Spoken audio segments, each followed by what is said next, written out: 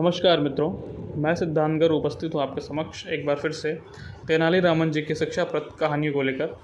और आज की कहानी का शीर्षक है विचित्र उपहार। एक बार पड़ोसी देश का एक राजदूत महाराज कृष्णदेव राय के दरबार में पहुंचा।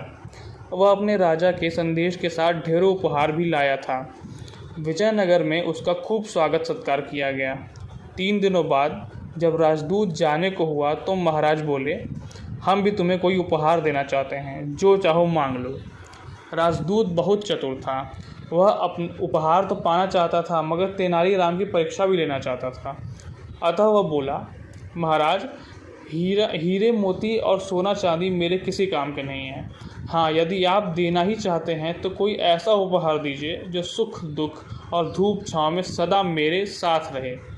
यह सुनकर महाराज सोच में पड़ गए कि ऐसा क्या उपहार दें।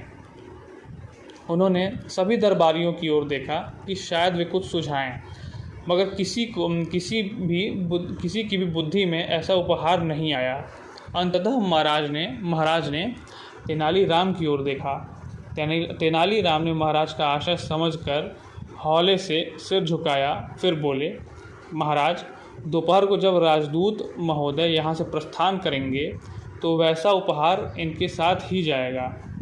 दोपहर को जब राजदूत प्रस्थान करने लगा तो उसकी विदाई समारोह में तेनालीराम के कहने पर महल के बाहर खुले स्थान पर किया गया, जहाँ धूप खिली हुई थी।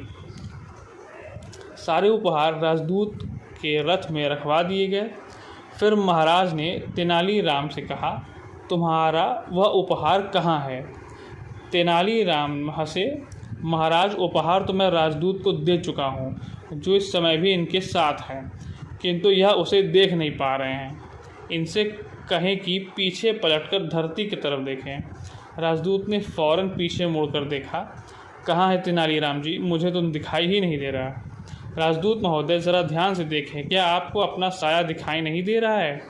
इंसान का साया कभी उसका साथ नहीं छोड़ता, न तो दुख में और ना ही सुख में। इसे न तो कोई छीन सकता है और ना ही इसकी चोरी हो सकती है। हालांकि यह पहले भी आपके साथ था, किंतु तब आपको इसकी उपयोगिता नहीं मालूम थी।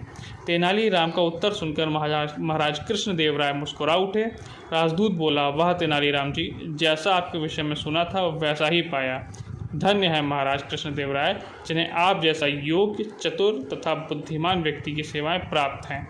मैंने आपकी बुद्धि की परीक्षा लेने के लिए ही ऐसा उपहार मांगा था, और सचमुच आपने मुझे लाजवाब कर दिया। तेनालीराम सिर्फ मुस्कुरा कर रह गए। तो ये आज की कहानी मित्रों। बहुत बहुत धन्यवाद। जय सिया राम। हर हर